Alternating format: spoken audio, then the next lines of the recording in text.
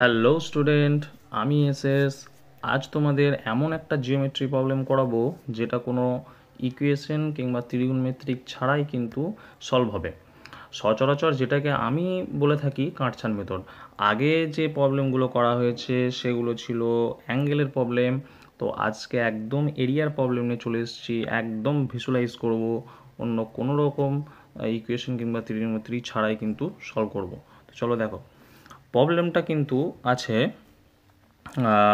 একটা square, big square আর একটা small square, দুটোই কিন্তু স্কোয়ার। ওকে, তো স্মল স্কোয়ারের এরিয়াটা কিন্তু 4 and 12, দ্যাট মিন্স 16 বলা আছে, কিন্তু পার্ট ওয়াইজ কিন্তু করা আছে যে 4 centimetre square and 12 centimetre square. তো তোমাকে ফাইন করতে হবে গ্রিন এরিয়া।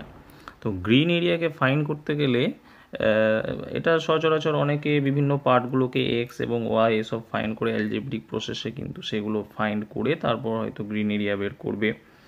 তো আমরা একদম কিন্তু ওগুলো ছাড়াই একদম ভিজুয়ালাইজভাবে কিন্তু সলভ করব এটাকে। চলো দেখতে থাকো।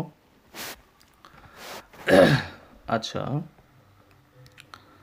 যেটা আমাদের করতে হবে, এই যে 4 সেমি স্কোয়ার যে ট্রায়াঙ্গেলটা আছে সেটা থেকে একটা পারপেন্ডিকুলার লেংথ ড্র করছি। ঠিক আছে, এটা একটা পারপেন্ডিকুলার লেংথ। তাহলে বুঝতেই পারছো যে এই যে ছোট্ট একটা ট্রায়াঙ্গেল পেলাম, সেই ট্রায়াঙ্গেলের এরিয়াটা কিন্তু উপরের একটা ছোট্ট ট্রায়াঙ্গেলের এরিয়ার কিন্তু সমান হবে। কিন্তু কেন হচ্ছে সেটাও একটু বলে দিই। যে দেখতে পাচ্ছ যে এই পার্টসটা যেটা মার্কিং করছি, এই পার্টসটা ইকুয়াল হবে, কারণ দুটো যে পার্ট আমাদের 4 semi square and 12 semi square বলা আছে তাদের কিন্তু রেশিওটা কিন্তু 1:3। তো 1:3 হলে কিন্তু যে 4 সেমি স্কোয়ারের ট্রায়াঙ্গেল, সেই ট্রায়াঙ্গেলটা কিন্তু এই 12 সেমি স্কোয়ারটাকে কিন্তু 3টে ভাগে ভাগ করলে কিন্তু ওই ট্রায়াঙ্গেলটা আমরা পাবো। তোমরা নিশ্চয়ই বুঝতে পারছো, দাঁড়াও আমি দেখিয়ে দিচ্ছি একবার।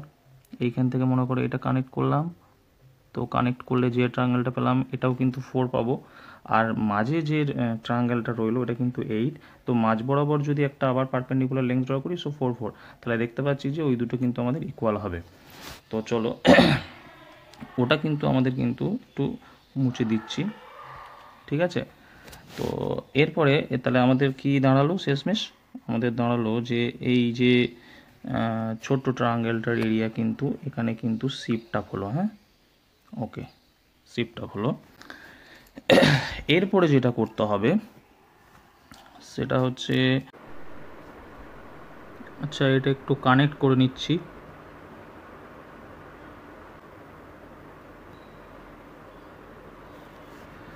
ওকে, আচ্ছা এরপর জাস্ট ওই উপরের যে লাইনটা ড্র করলাম সেই লাইনটা থ্রু এক্সটেন্ড করে একদম কিন্তু এদিকের বাঁ পাশে নিয়ে চলে যেতে হবে। তো একটু যাই,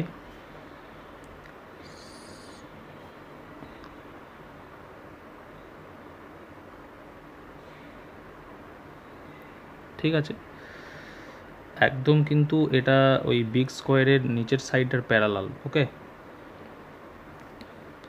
আচ্ছা এরপরে আমরা কিন্তু উপরের একটা পয়েন্ট থেকে এর নিচ অব্দি একটা,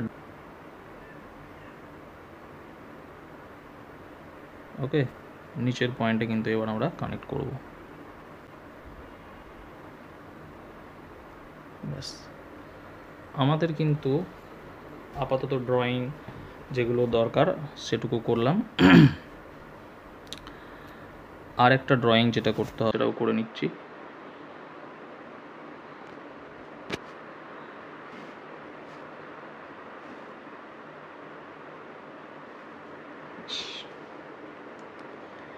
এই যে পুরো একদম আমাদের যা কিন্তু ড্র করার কিন্তু করে নিয়েছি।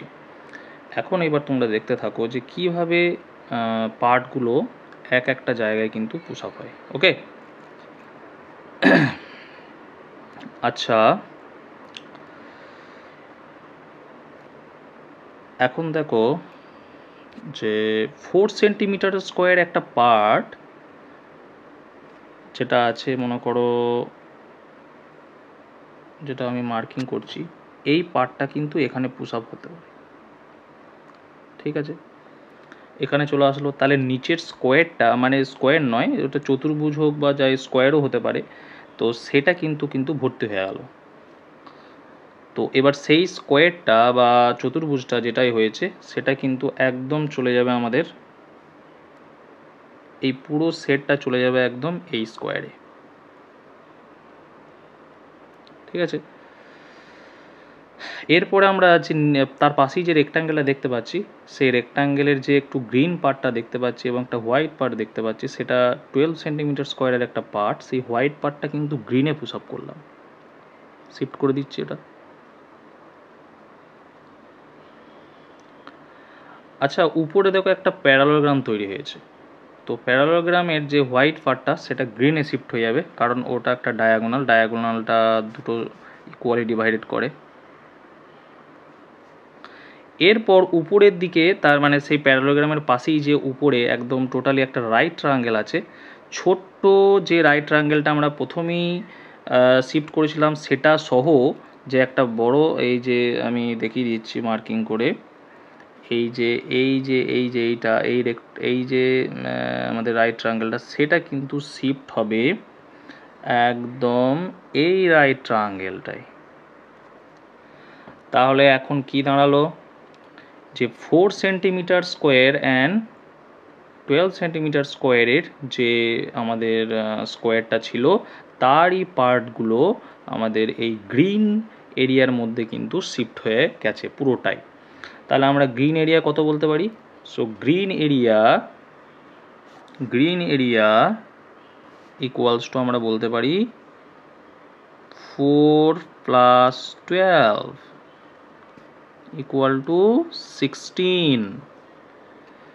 সো একদম দেখতে পেলে যে এটা ভিজুয়ালাইজ করলাম, কোনো রকম ওয়ার্ড, কোনো রকম কিচ্ছু অ্যালজেব্রিক এক্সপ্রেশন কিচ্ছু করিনি। তো এই প্রবলেমটা সলভটা কেমন লাগলো কমেন্টে তোমরা জানাবে, এবং এই ধরনের আরও বেশি প্রবলেম পেতে চ্যানেলটাকে ফলো করবে। ওকে, চলো টাটা।